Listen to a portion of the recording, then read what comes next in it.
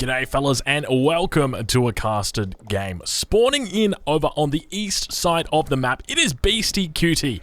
And he's going to be playing a little bit of the Rus for us today, opening up with a scout first and then going to be heading into some villages. Dropping down that hunting cabin on that wood line. Very nice hunting cabin there for him as well. And we are playing on the map Arabia. He's going to be going up against Kelazur. Hopefully I'm pronouncing that correctly. He's going to be playing the English. Now, I want to tell you guys a little bit about what is going on today. So this game is on the brand new patch that has just come out. You've already seen the first game that I casted on the brand new patch. This is the second game. There's going to be a whole bunch of games between these two players because there is a show match going on at the moment. It's currently live over on Twitch. By the time you guys all see this, the show match will be over, but I'm going to be posting up the games that have come from it. And we're going to be talking a little bit about how the games go. So, the show match has been hosted by Lidicor. If you're unfamiliar with him, he casted the Genesis with me. So that was the $20,000 tournament hosted by EGC TV. So I'm going to leave a link in the description to both of these players as well as to Lidicor. So if you'd like to see more casted games, make sure you go check out Lidicor because he has got plenty of great casts over there. Obviously, he's going to have these casted games over there as well, but there's a whole bunch of casted content that he does as well. So he is getting into Age of Empires 4. He used to come from Age of Empires 2, and he's going to be playing, or he's going to be casting Age of Empires 4 pretty much exclusively, is my understanding. From here on in, at least for the near future. So we'll take a look over at how Kelazur is doing at this point. So he is obviously playing on the English. He's opening up with only a single scout, so not going up with the double scout. Now, an important thing to note is that Beastie's actually opened double scout whilst playing the Rus. So typically you would expect the Rus to also make a scout. So we see that Beastie's down towards his enemy's base. He's picked up a wolf. He's got 5 sheep. Beastie also on the north side already got 3 sheep and got a double hunt right next to each other. It's very nice when you got these hunts very close to each other. Just makes it so much easier for your brain to process. Oh, where do I have to go? Oh, that's right, over to that area. But BC actually not going to be training any more scouts from that. Just going to be going straight into his Golden Gate. Now probably going to be looking to train up those scouts very quickly. So a nice early age up here. Going to be dropping down the lumber camp as well as upon age up. We'll take a look over from his opponent's perspective, Kelazur, and see where he's at. Still got some time before he hits that, before he hits that age up. He's got enough gold in the bank at this point, but we'll take a look over at how he continues to do. So plenty of deer he's managed to pick up as well. So going even on the deer patches always feels good when you can kill your own deer patch against the Rus, especially if you don't make another scout. That's a really big thing to be able to do that. So a really nice advantage there for him.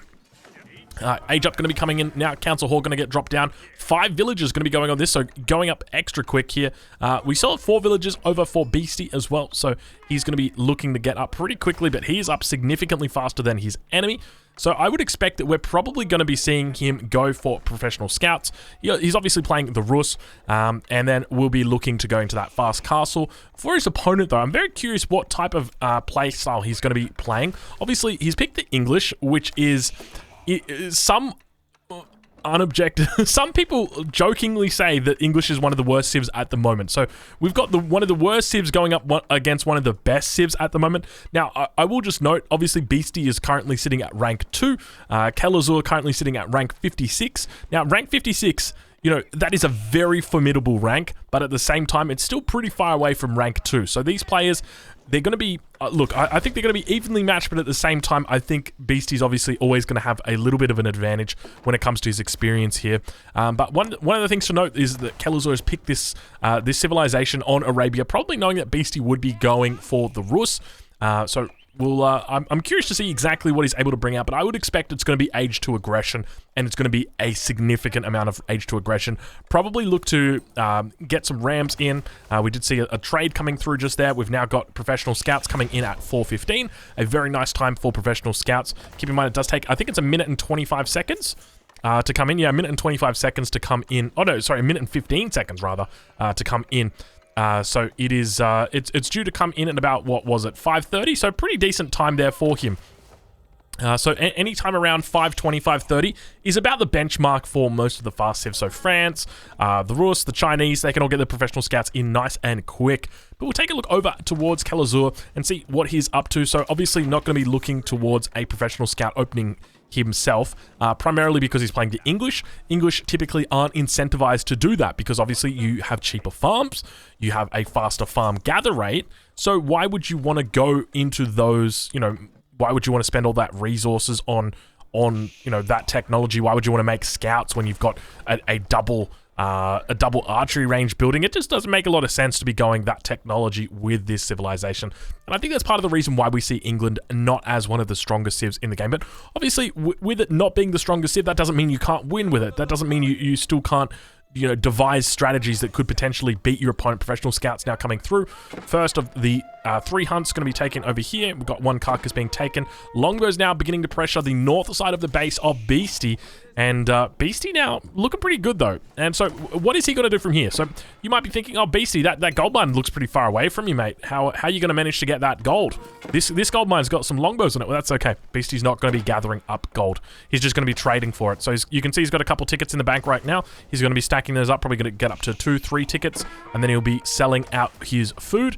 And we'll be buying, we'll be using gold to age up from the Golden Gate. So that is why it's called the Golden Gate, because you get all your gold from the gate. I don't actually think that's why it's called the Golden Gate. I wonder what the Golden Gate's based on. I saw a really cool post on Reddit. It had like all of the main buildings that, all of the landmarks for the English.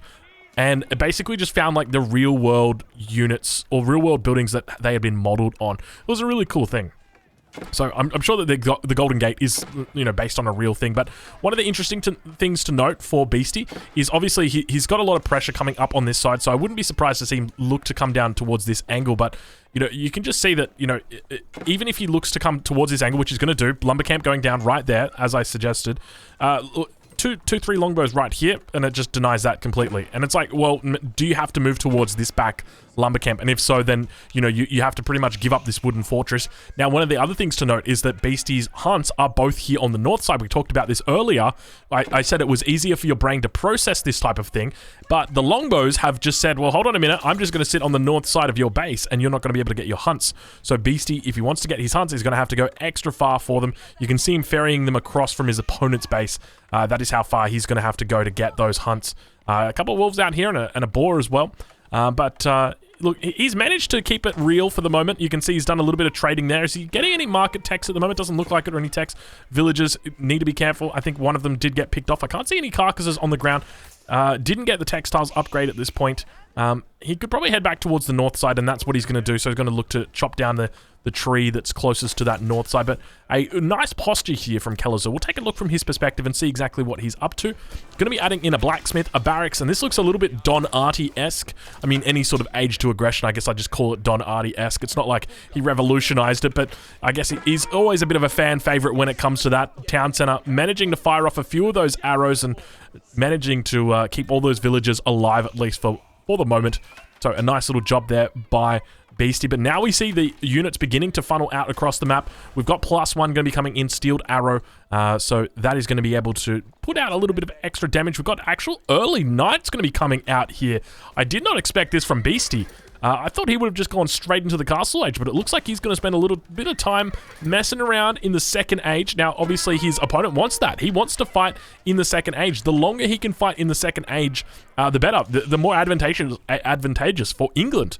So the English love fighting you in the Second Age because you can't get those mangonels out. Once you get a mangonel out, then the jig is up for them, and they've got to get up because they need to get springalds out. But until then, it is very happy days for them. Early Knight's got to be careful, getting rallied right towards the front line. Beastie heading towards, or back towards his base.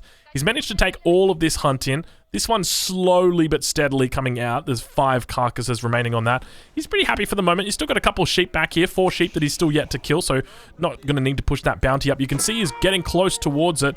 Going to be firing off and teeing off over on those stables.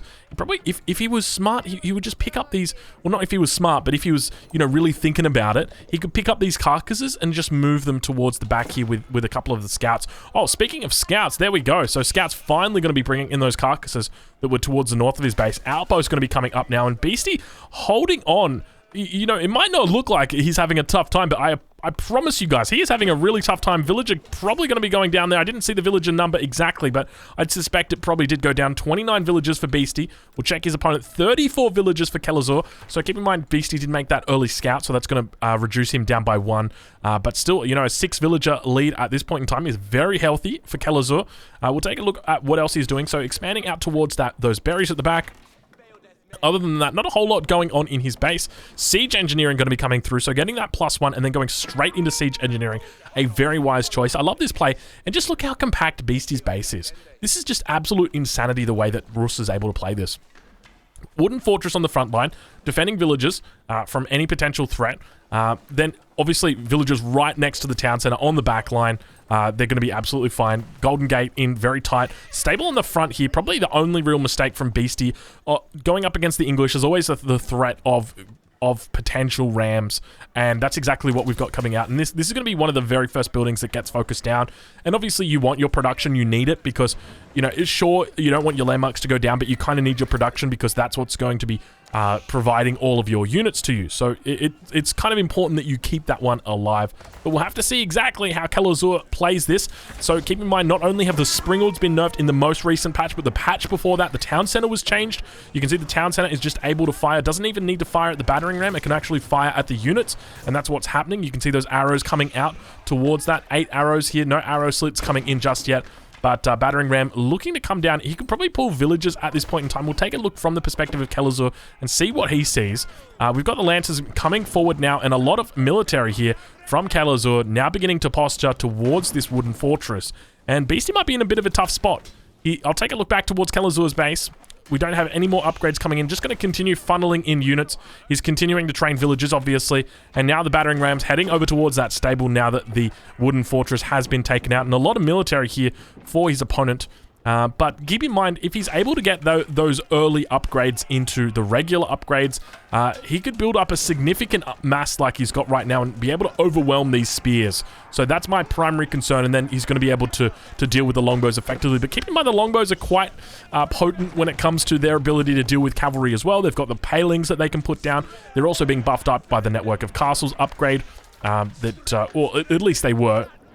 Being buffed up by it very shortly, and they've also got the extra +1 damage coming in on top of their pierce damage that they normally have. So now towards Beastie's base. So Beastie, you know, still managing to completely avoid going idle here. Two rams on the front line, 3rd ram coming in now, and Beastie in a bit of a difficult spot, really going up against the English ram rush. You know, I mentioned earlier, this is best Civ versus the worst Civ. Best Civ being the Rus, worst Civ being the English, but it looks like Beastie's going to be having a bit of a tough time going up against the worst civilization. A lot of idle villagers going to be happening right here, so probably needs to pull these up towards this north side here. But now they actually head towards the battering ram, and it looks like the battle begins. A lot of knights coming out here. You can see them with their stabby swords. All of the spears are managing to get down on their legs, and you hear that beautiful slit sound as now the villagers come out. We've got a couple of crossbows out for Beastie. A very curious decision. I'm not sure what the thought process is behind that. Maybe he just doesn't have the wood to get archers out, but managing to kite back all of the majority of these archers, and now the villagers are going to be going down. 3 villagers going to be coming forward just to try and scare off those units, but longbows are going to be very effective against these horse archers just simply because of the range difference between these two.